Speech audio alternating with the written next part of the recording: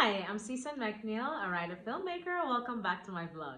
If there's any detail you need to know about me, is that I'm a huge reader. You can't be a writer without being a reader. If you don't know, now you know. In this era that we're all glued on our phones, it's important to also make time for reading. I can't emphasize it enough. So I'll quickly share my 2025 read. A little about me, I've shared it in my previous vlogs. I typically read a fiction for my entertainment, a non-fiction for my edification, and poetry for myself. As always, nerd glasses. I'm a book nerd and I'm proud to be one. Then for poetry, my poetry reading was very slim last year and I'll tell you why. So anyway, I'll get into it. The first one I read was In My Twilight Sky. Essentially, it's just poems that were gathered by a lady, just sweet poems about love and just sweet, cute romance.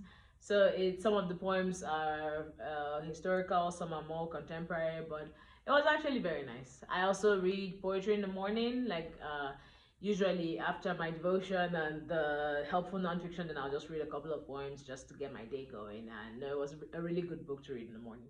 The next one I picked was La in the Wild by my friend Verushka, and she autographed it for me. No, so I met her and she's a cool girl, and I just thought, oh, okay, let me just support her and buy the book. And good lord, I even told her later, because the book has pictures, so I even told her later that, girl, I did not expect this deepness from you just because she looks very young and just a girl. This is why you shouldn't underestimate young people. So, girl, I was transported to different places every morning as I read this book. It is a must read. It is very insightful, very sweet, and has its heavy part. So, I will recommend it any day. Then I picked up uh, I wish I wish I'd said, but this is volume 2. So Abba Poetry in South Africa every year. Uh, Authors all over South Africa can apply to them. They publish this book, an anthology, a poetry anthology every year in all the 11 South African languages, English, Afrikaans, Zulu, and all the rest of them. So you could submit. And so well, I picked it up and it was at first, I was so very into it. Oh, and the cool thing is that all the languages on this side, it will have the language, and then on this side, the translation. So, and they had the translations done by, professors and stuff like that, people who are experts on the language, so that you will know that whatever it's written in the language, at least that's what is being translated. So, I was very into this book. So the book is, I didn't know that was the running theme. It's about death, essentially. Just people who are writing from a place of pain after losing a loved one or just losing a person very significant to them.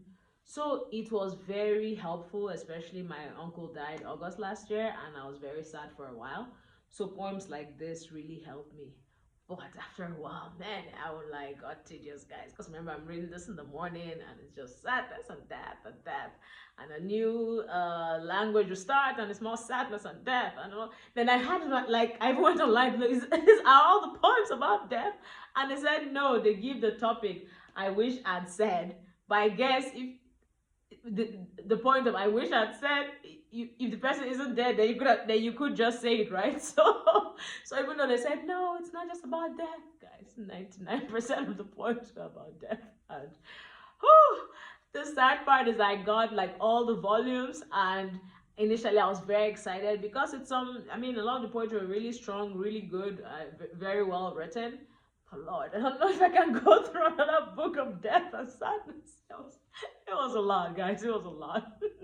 And part of why my poetry and even my non-fiction read list wasn't so long was because I ended up just picking a lot of random genres of things last year that I can't even put into any of the 3 categories. For instance, the first one was the Dark Diaries. So this is something I've always wanted to read since I was a teenager. They were so expensive. They still are. Then I found this one at a used bookstore, and so I bought it. And it's essentially, so at first when I picked it, it's supposed to be like her diary and she draws, but so when I picked it, I just thought, of course, I clearly have outgrown this. That's what I felt. Let me just flip through it. Let me read maybe the first chapter and see. What I didn't anticipate that the first one is based in 2006 or 7, guys, I was in high school. So all the references just talking about, oh, High School Musical and having a crush on Troy Bolton. And I'm like, I did too. Who didn't that year? So it was all nostalgia for me. I ended up really enjoying it because literally that was the time I was in high school. So everything she was talking about, going through, that awkwardness. Oh, is this person really your friend? Oh, liking this boy, you're not sure if he likes you, not having the confidence. I was thrust back into that era and I thoroughly enjoyed it. I can't wait to read. I'll try the second series and just see, because if it makes sense, if there's 15 books now, if she wrote the first one that era, it will probably just unless she doesn't age, because of course it's the cartoon and they don't tend to age, but it might, because she was in the beginning of middle school at this. That's like grade 9, no, grade 7, I think. Anyway, so it might just age up with her, and who knows. So I can't wait to read the rest of the series. I thoroughly enjoyed it. I don't care what anyone says. Then I picked Notes on Grief by Chimamanda. So Chimamanda, I mean, I'm a huge fan. She's my favorite African writer. And anything I find out that, oh, she wrote this, I read. At this point, I've literally read. I'm reading her final book. I've read all her stuff. I'm always reading her stuff. So I picked this up, and then it was about after her dad had died, she was compelled to write these like essays on grief and all that stuff. So yeah, it was sweet because it does about her father, but then it has all these heavy parts too. And I was reading in the morning. Fun enough, I was reading this right after I read Viola's book, so I think the combo was just a lot in the morning. And it's a tiny book, but it took me a long time to finish it just because of, oh God, more grief. But hey, grief has its time and place, and sometimes if you're not in that headspace or don't want to be, it's hard to read things about grief. Then I've always been a huge fan of manga. So, but here in South Africa, like in Africa in general, manga is so expensive. So since I left the US, I've not been able to afford them. Then I found this series. It's just 3 books because it got discontinued, but they were cheap. So I bought them and I was just like, okay, let me just see. Guys, I did not anticipate how much I will enjoy them. So manga, for those of you that don't know, it's Japanese comics and it's written backwards. So even though it's like that, you actually start that way and then you read right to left, not left to right. So when my baby brother first picked it, he's like, I didn't get it. I said, no, you're reading it wrong. You read it this way. So guys, it's about werewolf and the secret society of werewolf demon hunters, and I really enjoyed it. Like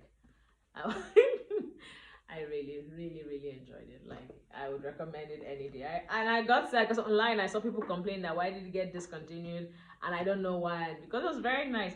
And the cool thing is that the author also has a bunch of short stories after them of other stuff he did, and the guy is really talented. So hey, I hope he will write another amazing series that will sell for cheap, and then I can buy it again. But this took me back to university. That was where I discovered manga, and I was always reading a bunch of series, so it was nice to get back into that.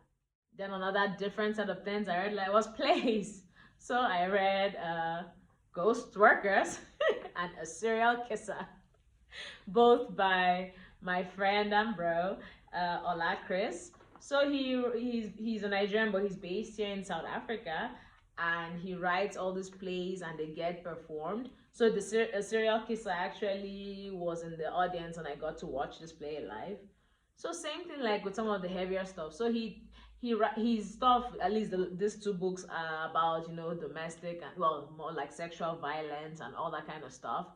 So the plays are interesting, fun, and witty. The characters are, very witty, but then you're talking with issues about, rape and murder and just, whew, rape and murder and heavy. So, yeah. But they were interesting to read and they were very fast paced. I think I read them in a night or something, but yeah. But he's talented. He also directs the plays and it was nice. So, but yeah, heavy.